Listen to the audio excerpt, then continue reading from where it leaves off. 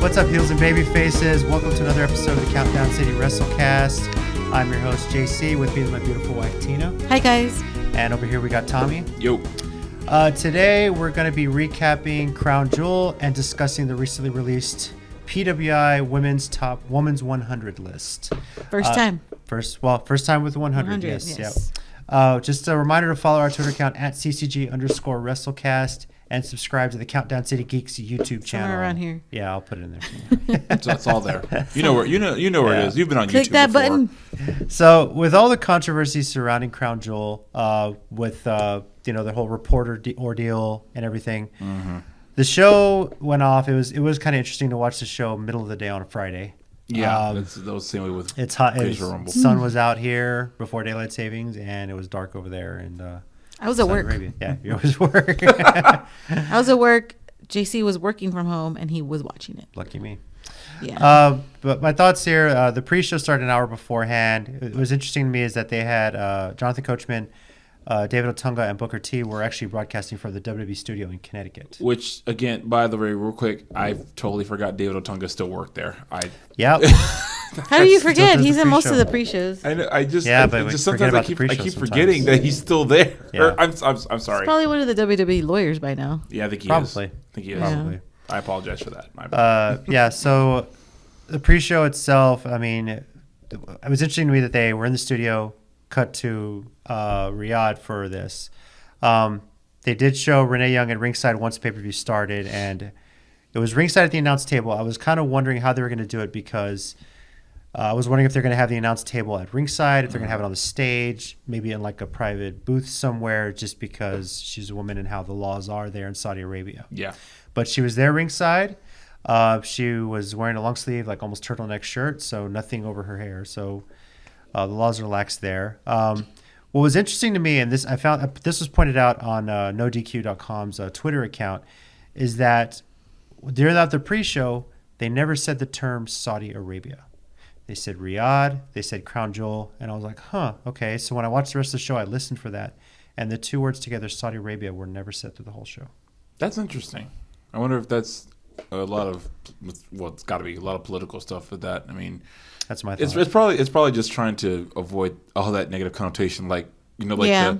I think Crown Jewel's the biggest heel in wrestling going right now because every time they said the name, the crowd would boo immediately. There was so much controversy, just like if it was going to happen, it wasn't going to happen, it was going to get moved, it wasn't going to get moved. So I guess when they decided, okay, we are going to have it there, they're like, okay, we're not going to say Saudi Arabia. Not even New Day. When they came out, they didn't say, oh, Riyadh. They said, oh, Crown Jewel. So wow. Yeah. That was an interesting thing there, too. Of course, once again, the ringside area, it seemed like it was set up for the elites, the elite people, not the elite from New Japan. But nice. How great would that have been? Yeah, it would have been awesome. Sorry, go ahead. Nice, like cushiony seats. Really, I mean, honestly, the seats that everybody here wants in an arena here that you can just relax in. They look like recliners for crying out loud. They do. Well, there aren't the ones that they had. They had the same ones like Greatest Royal Rumble, but come on, wrestling fans. I mean, we can't give them a cussy. They'll complain anyway. Yeah. So that's true. True. And they want the souvenir chair to take home and say that they were there. Because if I live on the floor at WrestleMania, I'd want one. Well, if those chairs were take home, that'd be awesome. Be like, okay, that would be actually really cool. Hold up, Let me get this on the bus back. Recline. In Texas, they could have done that because everyone's got a truck. Dude, just put this in the back of your truck. Let me try this out. Oh, no worries, I got this. Give me a WrestleMania recliner if you guys ever come here and I'm buying ringside. Badass. It'll look great in the man room. All right. They need to have it won't fit in your man room. You should have a cup holder. I'll make room. So much stuff in there already. Now, the one thing I did worry about was, of course, during Greatest Royal Rumble, they had a lot of political ads about what Saudi Arabia, their Vision 2030 thing. There weren't any on this show, which was good. It was really focused on the wrestling, on the action, on the storytelling in the ring. Nothing on the outside of it. Although they did show early in the show His Excellency Turki Al-Sheikh, who was at ringside. I guess this is maybe the one pseudo propaganda thing they might have had, only because he was one of the government officials that the journalist Khashoggi had criticized so much as a bully. That's probably the most they could get away with at this point. Yeah, they showed him so ringside, much with this show. Dude looked pretty mean, man. So he's just one of those don't mess with me kind of things, or I'll take you out. Sadly. Could be. I don't even want to talk about it. Yeah, but one thing I will say was awesome was the crowd. Wherever they were sitting, they were all very excited. So I think they helped make this show even better than what it could be. They had a lot to do with it. They were into the whole show, so they were happy to have WWE there. So I guess that's one thing about sometimes we kind of miss. We kind of miss the point of fans who get it all the time, as opposed to fans who never get to see it. So yeah, and we'll definitely get to that, especially when Seth Rollins came out. So we'll talk. Oh gosh, yeah. As far as the matches themselves, the night started in the pre-show with the United States Championship. Shinsuke Nakamura defending against Rusev. This match was announced actually after we recorded our preview last week. Yeah. But I think we all would have picked Shinsuke. We all would have. I would. Yeah, for this setting, yeah. He would have defended the title for all of us, not Americans. So then you add that to our tally? I'm not going to add that to the tally. Sorry. Darn. But interesting about this match is that Shinsuke is really evoking the spirit of Los Guerreros in that he's doing a little bit of lie, cheat, and steal. The finish, I don't know if you guys saw it. What did you say? Los Guerreros. Los Guerreros. Guerreros, that's what I said. Guerreros. Whatever, I'm white. I was like, what is he just? He's trying to. I was like, what did he just say? Los Guerreros, that's what I said. It just sounds funny the way he's saying it. Fine. I'm the white guy here. Guys, don't get confused. I'm the white guy. Yeah, here. You are. Yeah. He is the whitest black guy. But I say light, cheat, and steal because closest one would be ACH. Hey, bye. Hey, bye. Hey, buddy. Actually, ACH I think beats me out. Hey, tell you the truth. Miss you. Anyway, he kind of did a pseudo cheat where he was trying to get up after Rusev had the accolade on him, and he looked like he accidentally low-blowed Rusev with his back of his head. But it was kind of funny because he hits Kinshasa and he kind of smiles about it. So I can actually think I can enjoy Shinsuke doing a little bit of the Eddie Guerrero thing. You know, the thing is, like, everyone still complains about all of Shinsuke's low blow stuff, but I can't really get mad at him anymore because there's his tag team partner from Japan, the guy named Toru Yano, does that kind of crap all the time. So it's like, the more I thought about it, I was like, actually, he's not doing anything Yano wouldn't do if he was in WWE. Well, so actually, it's actually completely in character. Now, on to the main show. This was kind of a night where they did things that they probably couldn't get away with in the United States. No. More than likely not. I mean, they could do it, but ituld be a lot of different crowd reactions. Yeah, a lot of people upset, probably. Starting with the introduction of Hulk Hogan. Yeah, no. No. It was interesting to hear 20, 30,000 Saudi Arabians cheering while Real American was playing. That was always my thing. Just throwing that out there. Like, I didn't even think about that, but yeah. When he was announced, I was like, is he gonna come out to Real American? He should just come out to the. And when he did, I was like, okay. But I thought he would just come out to his old Jimi Hendrix theme song that he had back in the day. It was Hulkamania. But I love that Jimi Hendrix theme song, by the way. That's why it's like that's a good song. Oh man. Yeah, he came out, did a short promo, got the crowd hyped, and thankfully it was over quicker than when he got out there. So I'm on the fence with the whole Hulk Hogan thing. You know, I know what he said and everything, but as an African American person myself, I'm not giving him a pass. But at this point, I'm just like, you know, he said it, whatever. Like, you know. It's been years now. Yeah, I mean, he should. There should be some ramifications, but you know, I think, you know, he's Hulk Hogan. Number one, he's gonna have fans regardless. That's never gonna change.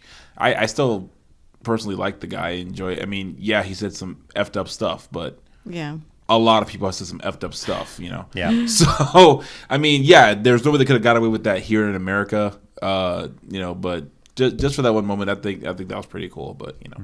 And I'm just thinking about when he tried to tweet at Velveteen Dreamer and Velveteen Dreamer. Oh yeah, tweeted back at him. That was Dream hilarious. rides alone. Nice try, Terry. Nice try, Terry. Velveteen Dream needs a lot of pushes and immediately. He's getting that title shot at work. I know. I can't wait. And he needs way more than that. I'm just saying, because my God, this man is working his tail off. Yeah, I think he needs to be moved up soon. Just saying. I mean, he already asked. He asked Vince on his tights. That's there true. You go.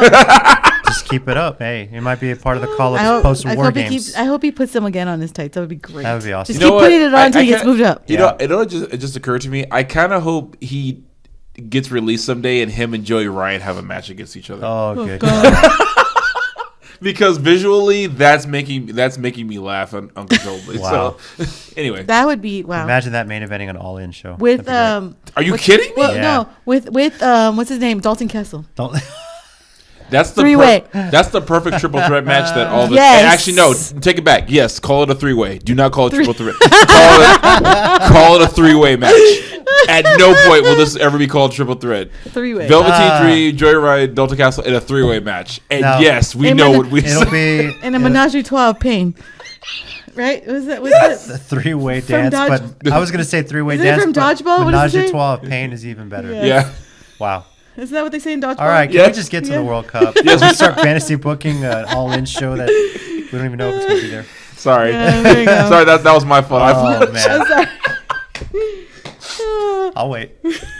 I'm good. Okay, I'm good. I'm going to keep going while you recover. All right. I'm good. So we got some World Cup first-round matches. A lot of these World Cup matches are pretty short, straight to the point, had a few spots here and there. We opened with Mysterio defeating Randy Orton. Mysterio got a roll-up after countering an RKO. Those are words you don't hear often. Yeah. But Orton did get up, RKO Mysterio afterward, attacked him, slammed him in the announce table, and that definitely set up a story. Great. Mysterio's hurt going into the next round. Right. Where he would face The Miz, who reversed a twist of fate into a skull-crushing finale on Jeff Hardy. Pretty impressive.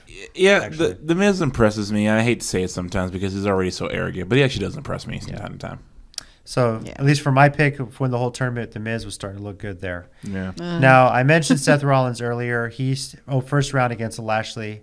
He did defeat Lashley, so y'all's pick was out. I couldn't believe. I know. I was surprised. So shocked. I was like, "What?" So my thought process was like, so if that was John Cena, would John Cena would have lost to Seth Rollins? Like, I don't see why not.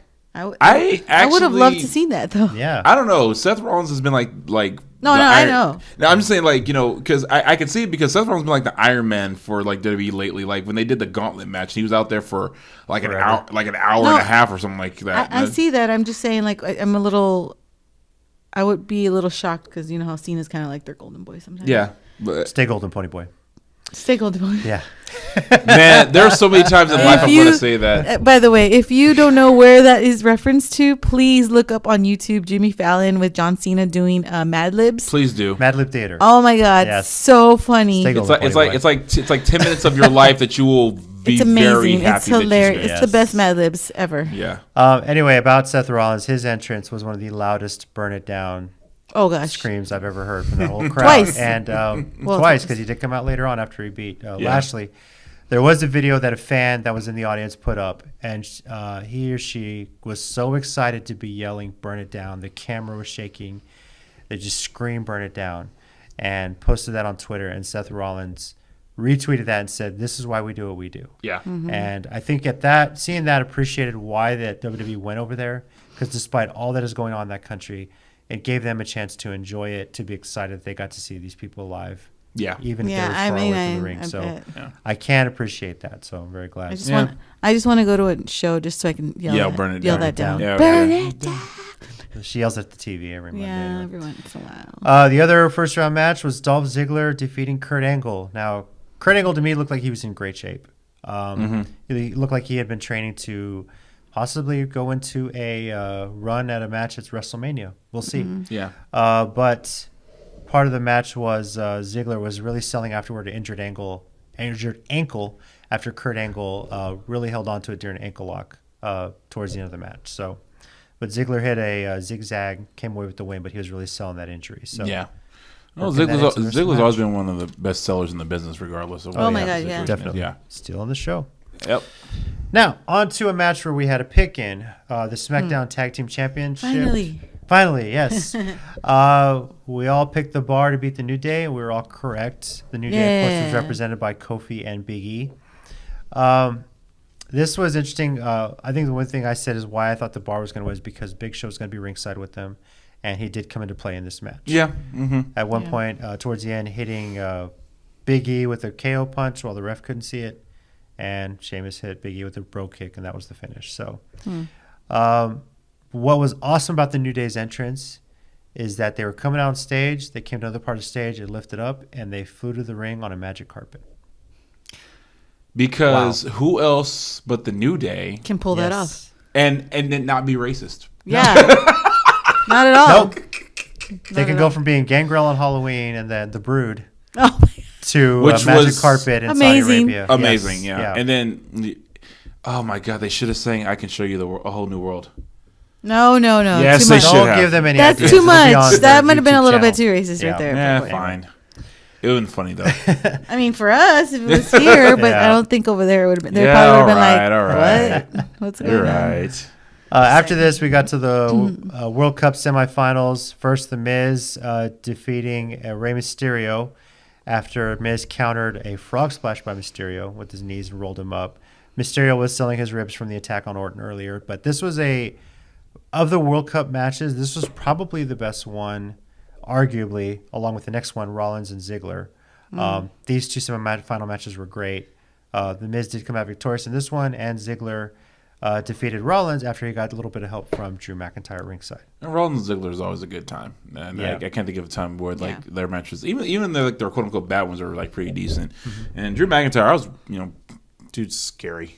Yeah, which is funny because I actually did meet him once when we were in WrestleMania 32. Yep. I met him at WrestleCon. Nicest guy. Tall as all get out. He's but he is very intimidating. Like he was a nice guy, but I was like, wow, there's no one I'd want to meet less in a bar than you, and in a negative way. So, who's that pushing? Okay, yeah, dude, you can push me all you want to. It's all good. It's cool. It's all good, bro. I was in your way. Do what you got to do. Yeah. So that did set up the World Cup final of The Miz versus Dolph Ziggler later on in the night. But prior to that, we did get the WWE Championship match. AJ Styles against Samoa Joe. All picking AJ and all gotten it right. This time the pin was after a phenomenal forearm. And of the matches these guys have had, this is probably the shortest one they've ever had. Yeah. Probably in their whole careers. Between the two of them, yeah. Probably yes. Yeah. Now, one thing I did note here, and I started to hear this in the crowd. Whether they said this in the crowd just because they hear it on TV or what, there's a lot of CM Punk chants pretty much from this point through the rest of the night throughout the crowd. Yeah, who knows? They're I big CM Punk fans. I bet one or two people in that crowd have American friends who texted them and said, "Dude, start chanting CM Punk." And see or maybe by some weird thought in their head, they're like, "Well, he doesn't show up in the United States. Maybe he'll show up here." Yeah, probably not. Well, I know that. Yeah. We know that. But maybe they don't know that. In their defense, had the check been big enough, he might have. Well, didn't you say that they're a little behind on WWE? As far as what? Like what they're watching. They are. Oh, part of what they're watching? Yeah. So maybe they watched some of that stuff. Some older CM Punk stuff, and they really want him to come out. And they thought there was a possibility. And they don't even realize that he's not even in the company anymore. I mean, they're probably thinking, Hulk Hogan showed up, so I chance CM Punk see if he shows up. Exactly. I mean, they're not too far back. They're not saying like, "Oh my God, WWE bought WCW." No, it's not that far back. No, not that far back. But it might be far enough where they think that CM Punk is still, that he's in the company. So. Maybe they're like CM Punk's, and then he's like, I would feel so bad though if that were actually the case. Yeah. The invasion angle's gonna rock. It didn't. Now, the Universal Championship. Oh, here we go. Yeah, I picked Rock. I got it right, but this was interesting to me. Tommy is already upset. It's okay. Let's not talk about it. No. Go ahead. So before the combatants came out, Baron Corbin, acting GM of Raw, came out and was holding the Universal title. So as soon as he got the title from the ref, both Strowman and Lesnar in the ring, Strowman was already focused on Lesnar, and Corbin turned and hit Braun Strowman with the title belt and told the ref to start the match. Because Baron Corbin ruins everything. Of course he does. He's really playing that whole angle. It's doing his whole new authority thing here. He's crazy. But Strowman kicked out of 4 F5s. Okay. That in itself one of which amazing. was an F5 to the outside of the ring. Okay, that I will happily admit to at least. I was like, okay, thank God it wasn't one freaking F5 after he's been kicking his ass the whole match, and one F5 does it. Okay, I'll take that. But they made him look strong. Yeah, make Braun look strong. Make Braun look strong, but but giving Lesnar the upper hand. But you're gonna lose. Yeah. So Lesnar freaking out at one point because he couldn't keep Strowman down, but it finally took a fifth F5 before Strowman went down. There was a huge pop for Braun Strowman in this match, whether that was because they remember him winning the Greatest Royal Rumble or not, but they were really behind Strowman. That should have been signs, Vince. Really, yeah. Okay. Really but we did talk about this too. Yeah. Like we said that maybe it was also because they're not in the United States, and he wants that to happen, or that build up to be where he goes for it in the United States, and maybe in like, I mean, obviously not Survivor Series, but the next one, Royal Rumble, where probably. He wins and TLC. TLC. If he shows up at TLC. And TLC would be great because they could do one of the matches. I doubt Lesnar will go to TLC. He'll go to the main ones. He better, fool. We'll see. He sucked at, you know what I mean. We'll see. Anyways, I'm just saying, like, maybe the build-up from this point on will be better. So when he does win in the United States, it's more of like, yes, you know? Yeah, this is another one of those matches or things that I said in our country. At the top of the show that they had to do it in Saudi Arabia because if they had done this in the U.S., you'd be pissed. Would have been booed out of the building. Of course. They'd have to stop the pay-per-view fee because people would have left. People would have been like, nope, going back to work. Yep. So after Lesnar defeated Vacant for the Universal Championship, Vacant didn't even get to defend it. Damn it. Look, here's what I'm saying, man. Yeah. Vacant's always there. Yeah. But what does Vacant get? Nothing. I mean, Brock and Ron came out. To be fair, he gets every championship almost. That's true. That's true. He's paid he does show up when no one else has the title. And he doesn't have a match. Like, he doesn't even show up for the match prior. And he was back there. Then all of a sudden, he has the title. Yeah. I read a report that Vacant was backstage just waiting to be used, but Vince said no. Brock had brought her on. He's like, all right, fine. I mean, but I'm here, Vince. You know. I think he got held up at the border. I swear, somebody 1 year has to just make some kind of maybe a luchador or something. And his name should be Vacant. So whenever somebody gets hurt or whatever, and they have to relinquish the title, he just pops up. El Vacant. El Vacant. El Vacant. So after this match, they did announce Brock Lesnar versus AJ Styles for Survivor Series and Shinsuke Nakamura versus Seth Rollins for Survivor Series. Dear Lord, let Styles beat Brock this time. Oh, I would love that, just to at least show Brock. I mean, I think I think it should be that way, just because, like I was saying, you have the guy who's arguably had the title the longest, and then a guy who's the title that means the most. Yeah, and it's the oldest title, and you have a guy who's kind of not here all the time. I actually had to get into an argument with people over the AJ Styles and Brock Lesnar title reigns, and if you want AJ to be legitimately known as one who beats Punk's record, you need to let him win or beat Brock. Yeah, because he lost last year, so let him win this year. Then it kind of doesn't matter if he beat Punk's record or not. He beat Brock Lesnar, and Punk never did. Yeah, truth. Yeah, which sucks. Anyway. Which does suck. Which beats Undertaker? Okay, sorry. We're gonna start that. Look, if that becomes a shirt, into my Jay Lethal T-shirt. I gotta wear that one. If that becomes an AJ Styles shirt, I'm all over that. Yeah. Yes. So we got then our WWE World Cup final. So and this was so weird. This was very interesting. So let me get into what happened. This is a very odd situation. I'll try and describe this short as I can. So Corbin stayed out there. Shane McMahon joined him out there. The two GMs, one of Raw and SmackDown. And then, of course, they introduced The Miz, and Ziggler comes out with Drew McIntyre. Of course, based on the interference that McIntyre provided for Ziggler, the ref immediately before he rang the bell told McIntyre, to the back, this is one-on-one. You're not interfering this time. Which I thought was good. Okay, we're going to get a one-on-one. This will be cool. But in true Miz heel style, he starts attacking Ziggler, so the ref doesn't get a chance to ring the bell before the match starts because Ziggler's not up.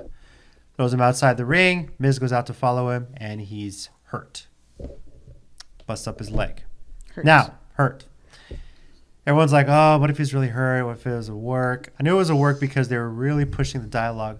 I've never been hurt before in my career. I can go. You know, there's no anything. They really also, the whole, if you lose to a Raw competitor or superstar, you're going to be fired. Yeah, they really played that up. They talked about that the whole night as well. So I'm wondering if we were all wondering maybe he faked it so he didn't have to lose. Yeah, so technically, the ref was ready to. He's really the best. So with Miz unable to stand on his own power, the ref was ready to forfeit the match, give it to Ziggler. He's the World Cup winner, but Shane says, "You know what? No, I'm taking his place." Despite the protests of Baron Corbin, what was Corbin going to do? So Shane gets in the ring, takes off the nice-ass watch, his jacket and everything, gets ready to go. And immediately goes on the offensive of Ziggler. Ziggler gets a little bit of offense, but the crowd popped huge for Shane when Shane got in the ring. They thought he was going to jump off something else. So he's got money like they do. Yeah, I guess. But Miz got held back by 2 refs. So I was really, honestly, when Miz was like faking his injury, injured, I thought he was faking because he's going to be carried back. Right before the match started, Miz was going to run in when the bell rang, hit skull crushing finale, and be declared best in the world. And I was like, yeah, that'd have been perfect. That'd have been Miz. But no, Shane went in the offensive. They had a fairly short match. Corbin at one point tried to interfere on Ziggler's behalf, and the ref kicked Corbin to the back for interfering.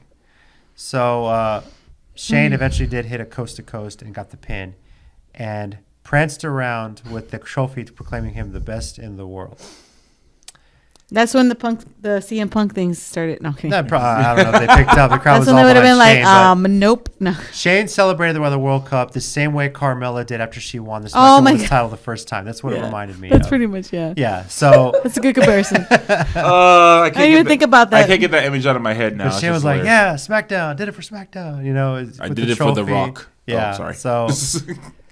I mean, whether this was a slight dig at CM Punk or not, or if this is a planned Shane McMahon heel turn, which apparently might be with the events on SmackDown today, where Miz and Daniel Bryan were named co-general managers of Team SmackDown. So, and Shane's on the team as well. And what could go wrong aside from everything? We shall see. So, well, now the Samoa Joe's so on the team. I had to. It's like the worst buddy cop movie another one ever. of those things that they could only get away with in Saudi Arabia. Mm-hmm. Again, if they did it in the United States, most of this show is things you can only get with in Saudi Arabia. Imagine if they tried that in New York. Oh God, no. Yeah, I love how our reaction was the exact same. Oh God. Oh God. Got the reaction I figured I would get from this. So finally, the main event, which in my opinion was match of the night, which in the opinion of the poll that I put up, 69% of people that voted said this was the match of the night. Mm-hmm. Of course, I'm talking about D-Generation X versus the Brothers of Destruction. The crowd was really into this match the whole way through. Again, they're behind on the time. Just kidding. I'm sorry. I don't know how far behind they are. It was cool to see Shawn Michaels in the ring. There's a lot of stuff. He still has it. The crowd was chanting, "You still got it." Like that? Yeah, kind of, sort of. Don't do it like that. I mean, they're still chanting, "You still got it," as much as they enjoyed it. And it was weird, though, to see Shawn Michaels wrestling with no hair. Yeah, that's the image I'm like, I can't. It was just, I can't get from past. 8 years ago to now, it's like, wow. The old man. And but he did have NXT logos on his chaps. So that's cool. Like, weren't they joking, too, about how, like, in one scene you can see them mouthing, like, we're too old for this? Yeah, I was going to get to that after the match. Yeah. Which, based on what happened to Triple H in this match. Oh, gosh. Oh, man. Guy. Yeah. You see that picture? Jeez. Yes. I'll probably put that up here in a second. Yeah. So, no, I don't want, no. no, yeah. Look it up on Twitter, Triple H. Yeah. The crowd went nuts when Taker and Shawn Michaels faced off in the ring for the very first time since their last match at WrestleMania 8 years ago. So they understood and it was like Shawn teased about tagging out, and they went at it, and it was like, wow, this is pretty, I was even like, this is pretty damn exciting. 8 years ago, though. Jeez Louise. 8 years. Can you believe it? I can't, because I remember the night I was watching it at a sports bar, and I remember some people were leaving crying. This one woman was in tears when Shawn lost. Isn't that crazy? That is. Yeah. We've known each other that long, all of us? Yeah. Yeah. Longer than that, but yeah. That's crazy. Mm-hmm. Anyway, of course, if you don't know, at one point in the match, Triple H does tear his right pectoral muscle. Because that's the picture. Because that's a fun time to be had by all. But this is pretty early on in the match, and I'm going to say it was a spot he takes countless times in his matches. He gets Irish whipped on the corner. He does a little leap, falls to the outside, and on the way doing that, he tore his pectoral. Pretty much the next day flew straight back home, straight to Alabama, and then he tweeted a picture of him right before going in for surgery. And poor guy can't catch a break. Now, the extent of his injury is that I've heard it's going to be at least 6 months, WrestleMania. Not looking good for him to wrestle WrestleMania. Yeah. So yeah, everyone's always expecting him to wrestle WrestleMania on some level. Maybe this is the chance for all these younger guys to step up and make a name for themselves. Maybe Baron Corbin will be his surrogate. Yeah, right. Well, the rumor was, what were you saying? The rumor was that he was going to wrestle Batista or something? Supposedly they were going to be planning to set up him versus Batista either at Survivor Series or even into WrestleMania. They kind of teased that on SmackDown 1000. Yeah. With that whole Evolution. I remember that. Yeah. So that's kind of what. Who knows what the plans are for that now? They might push that back to SummerSlam or next. They could do it. They could do it at SummerSlam. Yeah. Actually that would work too.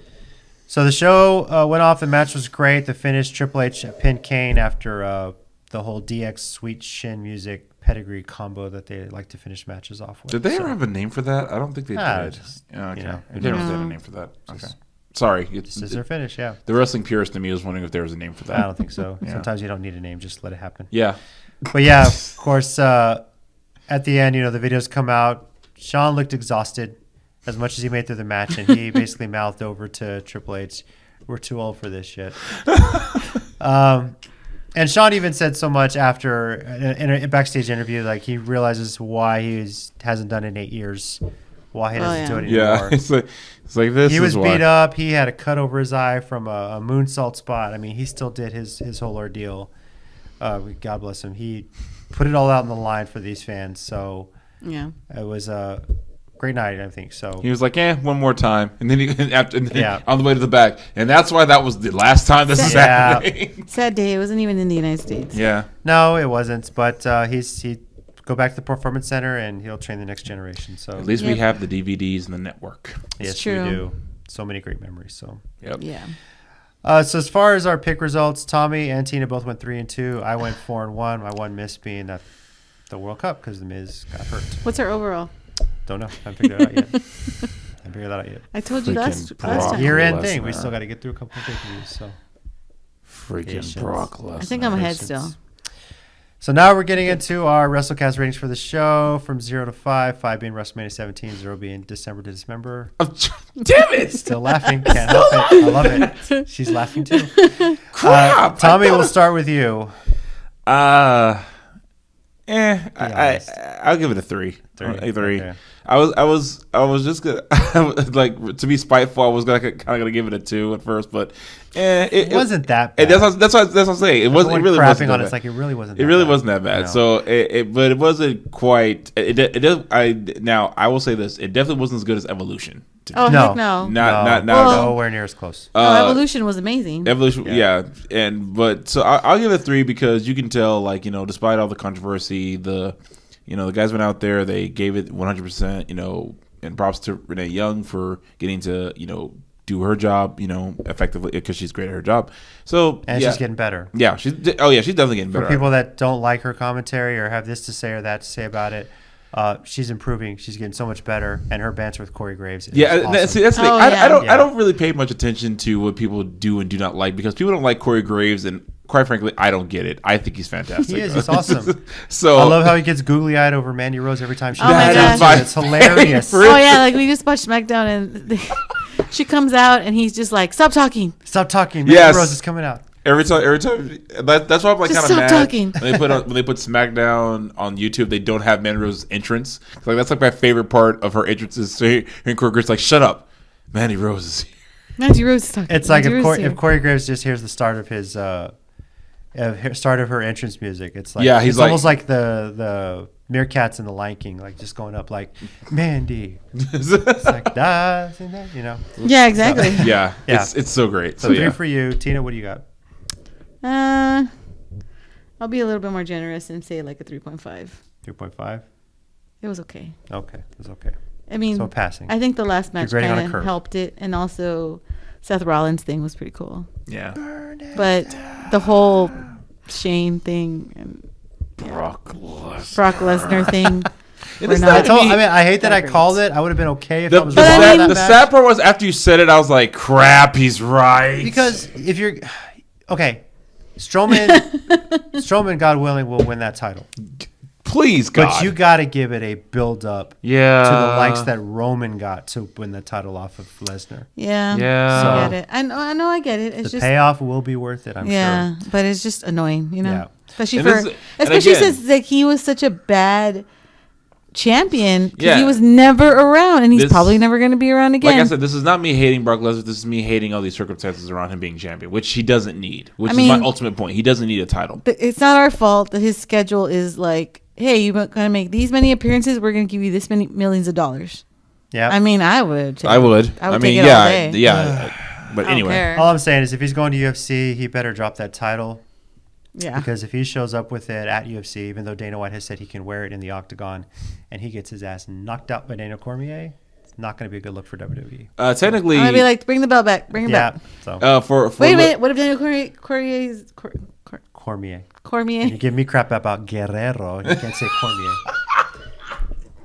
Now we're even. Your last name is Mexican. You can't say Guerrero.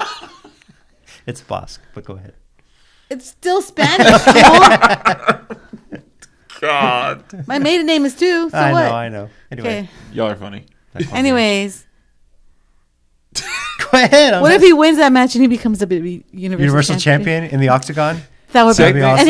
And he shows up at WWE he might with show it. Up more than Brock too. Yeah. That's right. So a little bit of trivia, a little bit of New Japan trivia. The IWGP heavyweight champion, he was champion, and he went to it was MMA, F1. Right? Yeah, it was MMA fight. Pride fighting or something. Pride fight or something. Yeah. And he actually lost the fight. So New Japan actually did strip him of the belt, and the guy who beat him came in for a tournament and won the tournament and was IWGP heavyweight champion for a while. Only in Japan. Holy crap. Yeah, only so like Japan. he lost the title. He lost an actual fight. The title was on the line, but New Japan stripped him of the belt because he lost the fight, and they had an actual tournament to crown him the champion. So Bacon was champion? Yeah, Bacon was champion. Oh, again. Dude. God, see, told you. Multiple languages. What did I tell you? Bacon is there whenever he's the man you need him. or woman. Yeah. Oh, no, I'm not going to say the man because that's Becky Lynch, but you know what I mean. Lynch, Yeah. I'm sorry, Becky Becky. Lynch is the man. Sorry. Can we? Oh man, Seth Rollins and Becky Lynch, please, God, Let that match happen at WrestleMania 35. I want, dude. Oh yeah, all the talking on Twitter. Yes. Becky's schooling him on it. I'm like Vince. One contract signing. Let this happen. Yes. One time, and we never have to do it again. But let this one time happen. That'd be great. It would be. I'm sorry. I mean, if they keep continuing this, I would love to see that. I'd pay good money for it. I think a lot of people would. Anyway, as far as my rating goes, I'm giving it 3.25. It's our overall rating of 3.25. Wow, I was generous then. Yeah, I was a little generous. But You were. Yeah. I enjoyed. In hindsight, okay, they went over there, and I'm glad that they did. Yeah. The people there deserve to see this. I'm very happy that with the short notice on the tickets, they did sell out, and that was really cool. Extremely happy to be there. Extremely happy to see this wrestling live. They were into it. They were there to just enjoy it. Yeah. And sometimes we forget to do that in this country. Just going to a show to just enjoy it, just to enjoy the fact that we get to see this live. About everything. Oh my God. Yeah. So, so I think I can appreciate that for this crowd. As far as the matches themselves, it did feel like a glorified house show. The World Cup thing, comical, but I was really, really looking forward to Miz versus Ziggler when it came to that in the final. And they robbed me of that. You bastards. It's okay. You bastards. Okay. Anyway. Anyway, that's our Crown Jewel review. What did you think? Be nice.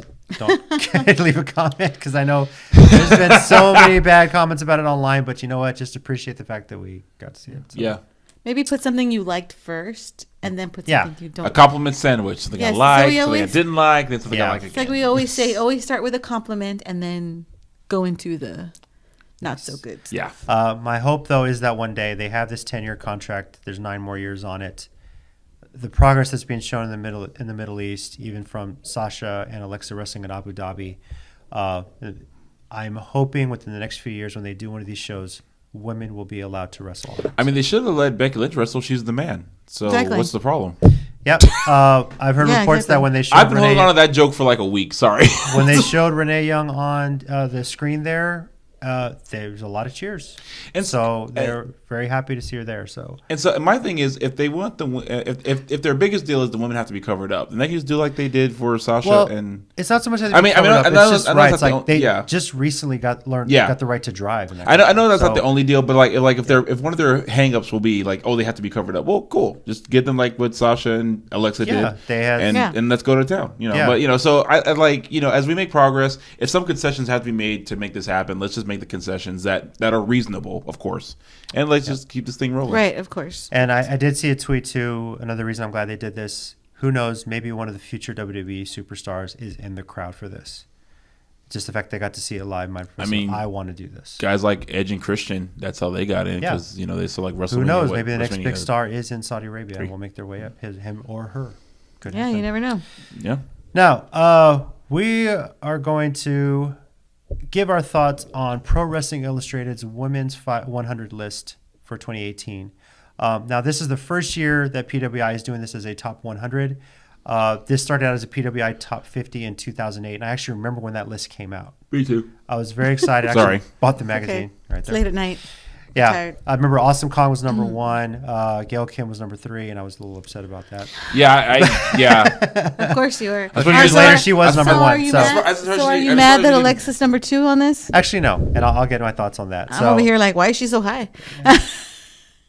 Wow. Especially since she's so short. Oh. I take it back. So I'm just surprised she's ahead of Charlotte, but that actually did surprise me. But anyway, she's a great heel though, so that's probably why. I listened to the PWI podcast where they announced at least the top 10 of this list, and they did have a phone interview with Ronda Rousey to let her know she was number 1.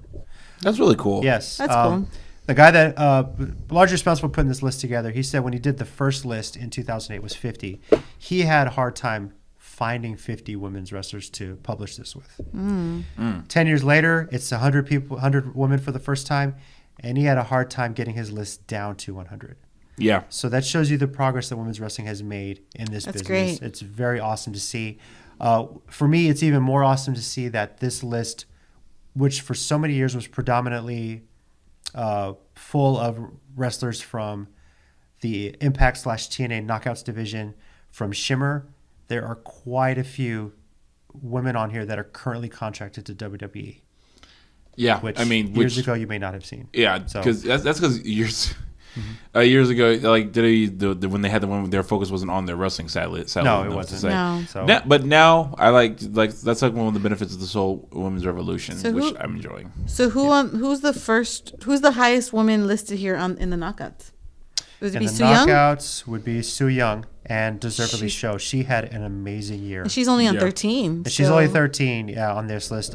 She the evaluation period on this, I must say, is October 1st, 2017 to September 30th, 2018. Yeah, because at first I was like, where the heck is Becky 11? Yes, It doesn't make sense. You have to factor that in, even though it is being published in November. And if you go to Pro Wrestling Illustrated's website, I'll have a URL here. They're actually sold out of the print edition as of right now. Dang. Oh snap! So I didn't know that. It's completely sold out. So man, you can purchase a digital copy, and you'll be able to review it on your tablet, mobile device, computer. Are they going to have more printed ones? They'll be reprinting more. I want a print one. Yeah, so I'd love to get a print one if I can. But what was cool also about this is that most of the time when they do like the PWI 500, you have a picture here and there, and mostly a name and description. Yeah, they got pictures of every single woman next to their name on this, so that was really cool. They were able to publish it correctly. So, and my girl Sumi Sakai was number 12. Yeah, so we'll kind of go through. I'm just going to list off the top 10 here, and then we'll get into a little more discussion. Number 1, as we said, was Ronda Rousey. Number 2 was the Goddess Alexa Bliss. He had to put in the Goddess. He had to. He had to. Number 3. Instead of Ronda, Rowdy Ronda Rousey. Excuse me, Rowdy Ronda Rousey. Yes. And then he just goes right into the Goddess. I was like, oh my god. Anyway, Charlotte Flair number 3, Io Shirai number 4, Asuka number 5, Shayna Baszler number 6. Some might be surprised. I'm really not. No, I'm a little bit. Number 7, Carmella. That made sense to me. Yeah, that makes sense. Number 8, Nia Jax. Yeah. God help me on this one. Number 9, Mayu Iwatani. Yeah, that's easy. And number 10, Kairi Sane. That's just the top 10 now. As my wife mentioned, Becky Lynch was number 11. And yes, right now, she is probably the hottest thing, at least in WWE on the women's side, possibly arguably the men's side, the way she's arguing with everybody. Yeah. I'd say, I'd say, go ahead. Her title win didn't come until mid-September. And this whole persona and this thing starts, this thing ends September 30th. September 30th. So when she did her full-on heel turn into the promos with Charlotte, that whole program, it was basically mid-August, had the title win in mid-September, and then the evaluation period ends. If she keeps this run up for the next year or a good amount of the next year, I see no reason why she couldn't be number 1. Yeah, I think she'll be number 1. So, I think she'll be number 1 next year. Definitely there. Of course, we did mention Su Yung. I'm very proud of her. Remember, we saw her ACW shows in Austin for so long, and when she busted out the Undead Bride gimmick on Impact, I was whoa. Yeah, because I have a picture of her very, very pre-Undead Bride-ish stuff. It's like she's very, very, she's smiling and happy. There's a picture, and Jason Silver is photobombing us. I don't know why. I don't remember what was going on in that moment. And it's like, yay, she's all happy and sweet and smiling. And now you look at her as like, that is not the same woman. And but it 100% is the same woman. So it's so cool. Now, for me, one person that was noticeably absent was Billie Kay. Yeah. Peyton Royce is on here at number 92. But Billie Kay was absent. But that's, Billie Kay, I don't think she wrestled as much as Peyton Royce did. I say this all the time. Peyton's also the kind of like the four runner, I guess, or the main one that usually wrestles. She's the Shawn Michaels of these rockers. Yes. Let me just put it out there. Yes. Yeah. But I'm sorry. I couldn't help that. That joke was sitting right there. Nailed it. Billie is more the talker than the wrestler, I guess. We've mentioned Mia Yim on this show before. She was 38, and this is basically being evaluated pre-WWE contract. I think the only one that I'm like, I think should have been a little higher was probably Mercedes Martinez.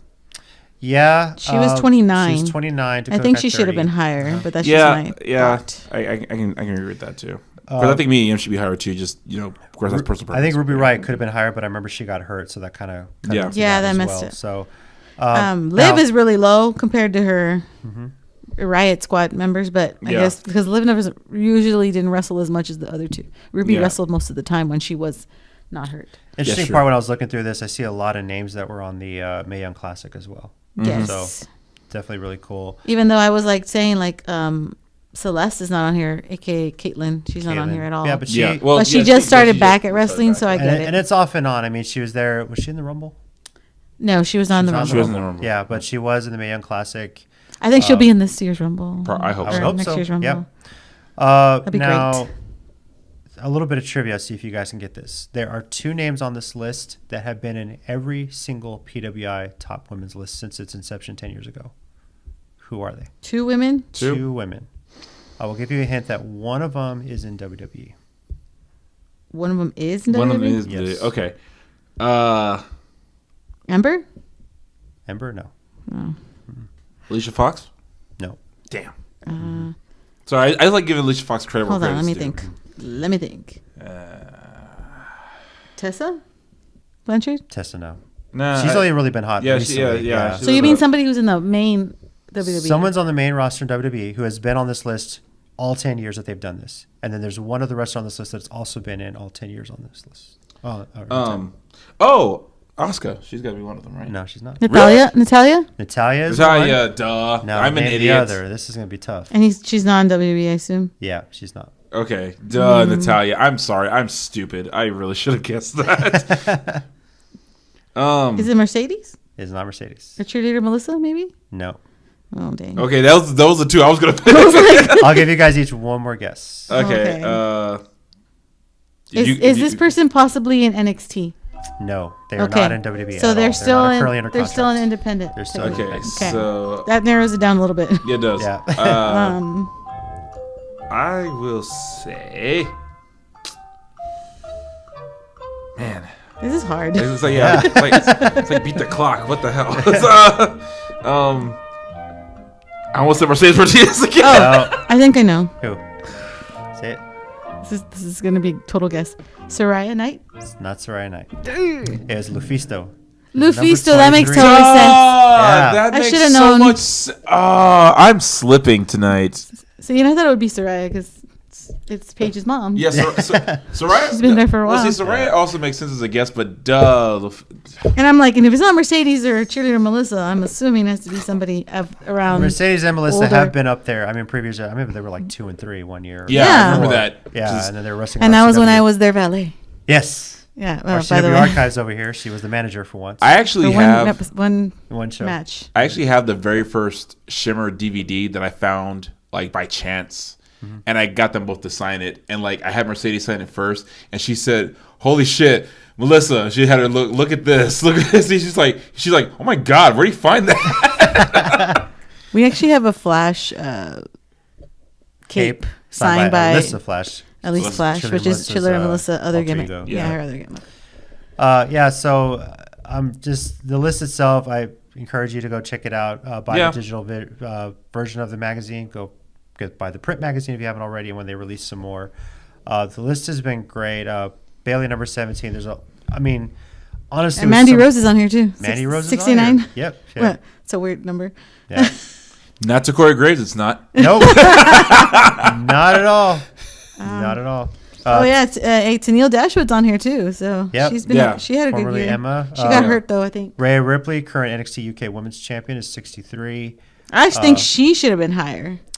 Well, when you look at the evaluation period, now she's going to have a great year going forward. Yeah, I think next year she'll definitely be higher. And even Tony. I mean, Tony Storm, even this is pre-Mae Young Classic, and Tony Storm was 19. Kind of sucks there, though. Like, Tommy, Alicia Fox is 93. Yeah. I was like, how is she 93? And no offense to Natalia. And Natalia's 20. I just get upset because Alicia Fox, I think, I've said this before here. I say it all the time. Alicia Fox just deserves way more credit. I mean, for one, she stayed employed. Let's just go ahead and be honest.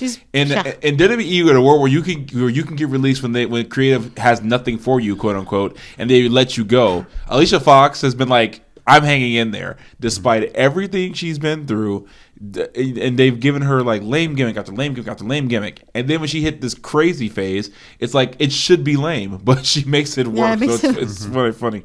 Now, my other favorite on here is Sumi Sakai, and current Woman of Honor champion. Current Woman of Honor champion. Yep. Yeah, because when that tournament started, I called it that Sumi Sakai and Kelly Klein would be in the finals, and when the finals came around, and I was right. I said, I really don't know who's going to win this, but I want it to be Sumi Sakai because she has been in America, God knows how many years now, trying to make it. And, she deserved it. And so to see her at number 12 is even better. Yeah. Personal preference, she'd be in my top 10. But that's just me. I'm not trying to say, to PWI is wrong and on that number. They're fine for she's at number 12. But to me, that's also validation of all her hard work, all her effort, and, like that, and winning the Women of Honor championship. It's just really cool to see that all that hard work, all those years of sacrificing not being in her home country, being around her family to pursue her dream has finally paid off for her. And I'm just very happy to see that for her. Shout out to PWI for doing this list every year. I remember for so long it was just the PWI 500, and you started the women 10 years ago. Yeah. Now it's 100. It's crazy. 50 to 100. It's pretty awesome. So thanks for publishing us, letting us debate it every year. Ronda number 1 this year, and Kenny Omega the number 1 male wrestler of the year. Did PWI get it right on both fronts? What do y'all think? Kenny Omega's number 1. I say yes to Kenny Omega. I say yeah. Yeah, I say yeah. Because, I understand why. Because Okada was number 1 last year, so for Turnabout being fair play, and he did beat Okada straight up. Yeah. So yes, Kenny deserves your number 1. I'm an Okada fanboy. I think the reason, yes, Ronda has been doing an amazing job, and she's made the women's wrestling kind of like projected it. Yeah. Maybe that's why she got 1 also.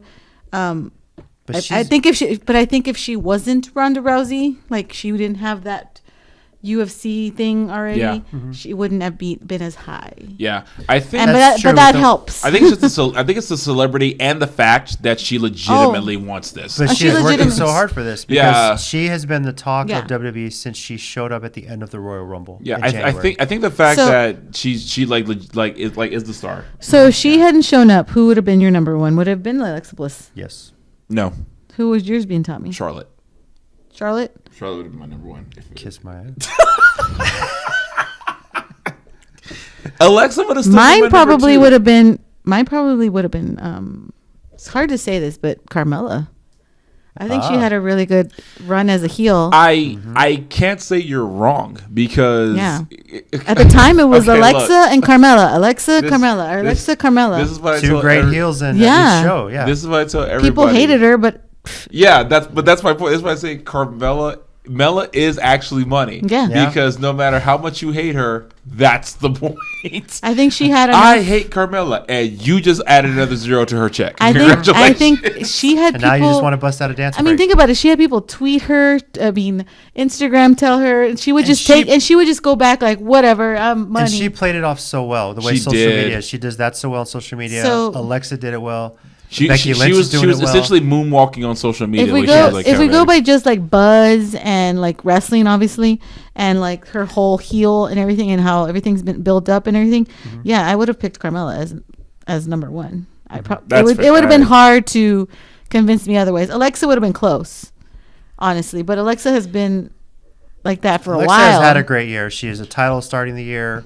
Yeah. lost the title at WrestleMania. I think when won Money in the Bank and the title on the same night. Here we go. So that's where they are. I understand that, and I'm just saying, coming from, Carmella just winning, and like you said it yourself, Shane celebrated like just Carmella. I mean, everybody was talking about how she was over the top, she was crazy, she was all this stuff, and now she's with Truth, which is even more funny. Like it's like what.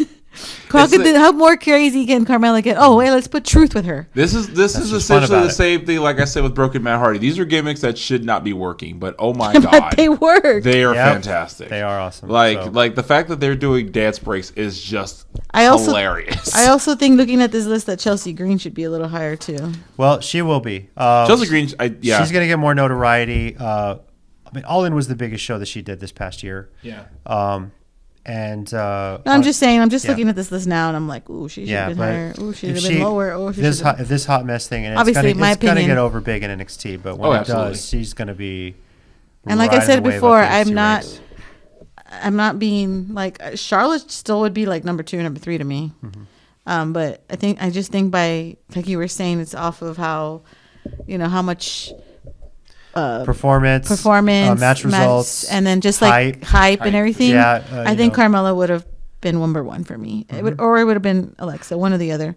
Yep. It's hard for me to admit that, but it's true. They both made, like I told other people before, there wasn't at the time anybody wanting to step up to be heels at the time. Now Becky has stepped up, and it's great. I love it. So, and then they have a face, obviously. Well, Ronda's kind of a tweener. And even on Raw right now, Nia Jax and Tamina are stepping up as heels. Oh, yeah. Yeah, that's true. Like Tamina, too. Tamina's another woman that doesn't get enough credit either, but she's rarely around now. She's not on this list. She was hurt most of the year. Now that she's healthy, that's going to change. But she's always been a part-time wrestler, because she is a mom, so she has kids. Hey. Props to all those. Well, so is like Mickie James, man. I give props to Mickie James. She's still wrestling pretty much almost full time, and she has kids at home. She has little kids at home. Mm-hmm. Nowhere to go it up, and we'll see how the next year goes. We'll see how this list plays out. So before we conclude the show today, I just want to send first our congrats to Ember Moon, aka Athena, and her now husband Matthew Palmer. Got engaged a few years ago at an Inspired Pro Wrestling show in Austin. I don't know if he's still the centerfold, or did he change it after all? I think goes back and forth, I think. Oh. He's the centerfold on the wedding night. Yeah. Oh, jeez. Bow chicka wow wow. We're very happy for both of you. Congratulations. Yes, congrats. We've known you for a long time. Mm-hmm. I love the pictures of the Game of Thrones / Harry Potter themed wedding. That was man. Yes. I love them both because they're both such nerds. I love them. Yes. What do you think? Nerd weddings? Yay. Yeah. Nerd weddings, yes. I mean, yep. Yeah. That's awesome. If you didn't know, we came out with wrestling belts at our wedding. We're nerds. My group's cake was a Super Nintendo with Zelda in it. Yeah, best wedding ever. We're nerds. So congrats to both of you from One Married Couple over here. Enjoy the ride. Enjoy the time you guys have together. Take it one day at a time, and always remember to walk side by side, hand in hand through life, and nothing can ever bring you down. So you guys are on the same team. Good luck. Enjoy every moment. Enjoy every moment. Mm-hmm. And if there are kids in the future, take your time with that. Take some time to enjoy your lives to yourselves. Because it's going to be a lot different. It'll be a lot different once kids get involved. But and if you don't believe us, probably ask Mickey. Mickie James just had a vision of the future of a Palmer Athena kid, and it kind of scared me a little bit. Sorry. That's why I kind of stopped. I was like, ooh. A centerfold war goddess or god.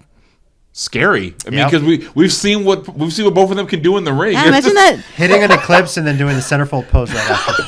That would be the most beautiful child. Yes. That okay, I can't get that mental image out of my head. But they would be the most beautiful child. It would be really cute kid. So good luck to you guys. Enjoy the ride.